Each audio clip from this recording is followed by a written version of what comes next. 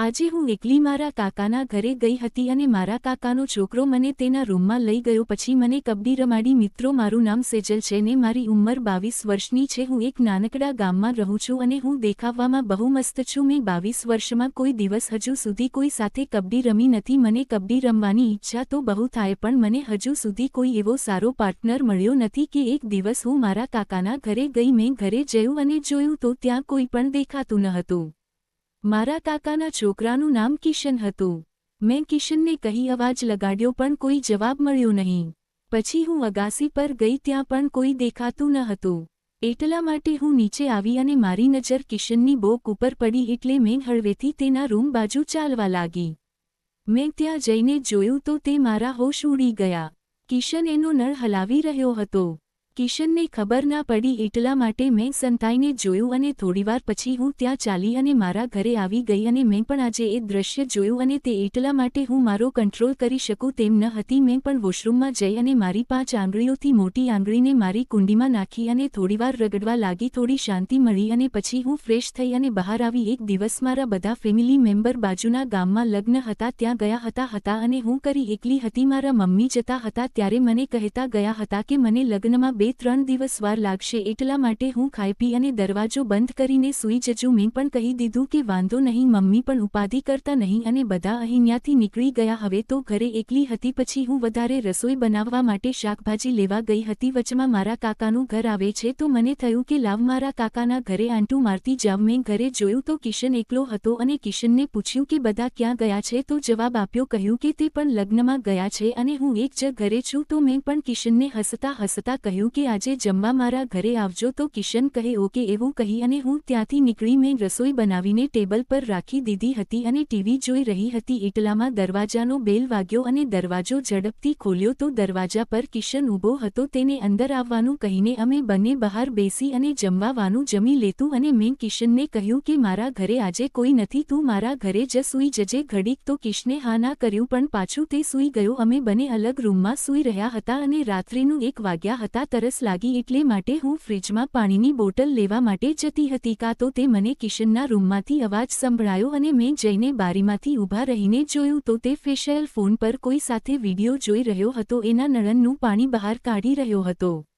હું ફટાફટ મારા રૂમમાં જતી રહી અને રાત્રિના 2 વાગ્યે કિશનના રૂમમાં ગઈ. મેં કિશનને કહ્યું કે મને ડર લાગે છે તો હું તારી બાજુમાં સૂઈ જાવ. કિશન મને હું કે આવ જવાબ આપ્યો અને હું તેની બાજુમાં સૂઈ ગઈ. અમે બંને ભેગા સૂતા હતા. આખરે 3 વાગ્યે મને કિશન મારા પોતાનો હાથ મારા દીધો અને એવું લાગ્યું કે કિશન નિંદરમાં હશે પણ હજુ 5 મિનિટ થઈ હતી અને કિશન મારા પપૈયાને અડવા લાગ્યો.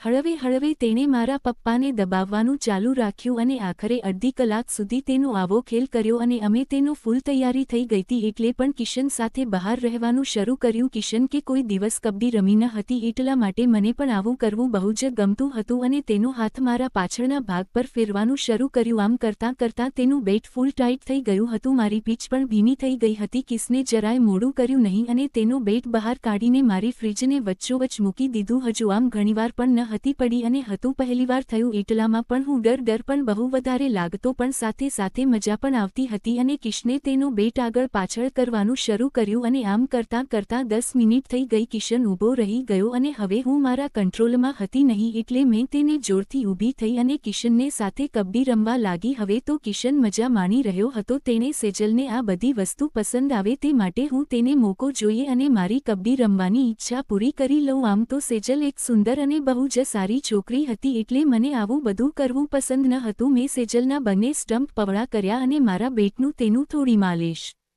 કરીને તેને પીચમાં નાખી દીધું. મારું બેટ 7 ઇંચ કરતાં પણ વધારે મોટું હતું અને સેજલ પણ મજા આવતી હતી પણ સેજલની પીચમાંથી હળવે હળવે પાણી નીકળવા લાગ્યો. મને ડર લાગતું હતું કે સેજલ મને કહ્યું કિશન તું મૂંઝતો નથી, મૂંઝાતો નહીં કારણ કે હજી કોઈ દિવસ કબડ્ડી રમી નથી એટલા માટે મેં પ્રોબ્લેમ તો રહેશે પરંતુ આ કબડ્ડી રમવાનું ચાલુ રાખજે, વસાવેલો છોડતો નહીં ને. હવે મેં કિશનમાં બધા જ ઉતારી લીધા હતા અને કિશને મારી ઉતારી લીધા અને મને તે બંને હવે સાફ ખુલ્લા મેદાનમાં થોડીવાર કિશને બેઠને મારા મારા પર માંગ ઉપર ફેર્યું અને કિશને મારા ધડા દબાવવાનું ચાલુ કર્યું. આમ કરી અને કિશને બંને એક બીજી ઇનિંગ પૂરી કરી અને અમે બંને એકબીજા સાથે જોઈ અને બેઠા હતા. કિશન બોલ્યો કે આ વાત કોઈને પણ કહીશ નહીં, ત્યારે જ્યારે પણ કબડ્ડી રમવી હોય ત્યારે તું મને કોલ કરજે. સેજલ પણ હસતા હસતા બોલી, તું મારા મિત્રને પણ ના કહે તો? જવાબ આપ્યો, હું કોઈને પણ નહીં કહું અને તું પણ તારી ફ્રેન્ડને ના કહે. આમ કરી અમે બંને સવાન વાગી ગયા હતા. મેં ચા નાસ્તો તો બનાવ્યો, કિશન નાસ્તો કર્યો અને નાસ્તો કર્યા પાછો જતો હતો. દેહુ મારા રૂમમાં લગ્નના રોકાવાના હતા, તે માટે કિશને કોલ કર્યો અને કહ્યું કે આજે રાત્રે આવી જશે. હું તૈયાર રહી અને કબડ્ડી રમવા હતી એની તૈયારીમાં મેં ગ્રાઉન્ડ સાફ કરી દીધું હતું અને એકદમ ચોખ્ખું અને બેઠી હતી અને વળી રાત્રિના 7 વાગ્યા એટલે કિશન આવી ગયો અને અમે બંને એકસાથે બેસી અને ભોજન કર્યું અને બંને સાથે જ બની કબડ્ડી રમવા માટે જતા રહ્યા હતા. અને કિશને મેં કહ્યું કે આજે તું જરાય મોડું ના કરતો અને જલ્દીથી તારું બેટ બહાર કાઢ અને મારો ગ્રાઉન્ડ રાહ જોવે છે. પીચ થોડી ભીની થઈ ગઈ છે. પછી કિશને મારી પીચમાં તને બેટ નાખવાનું ચાલુ કર્યું. પછી તો મારી રાડ પડાવી દીધી અને મિત્રો અમે આમ 3 દિવસ સુધી લગાતાર સવાર સાંજ કબડ્ડી રમી. દોસ્તો વિડીયો સારો લાગ્યો હોય લાઇક એન્ડ સબસ્ક્રાઇબ કરી દેહો.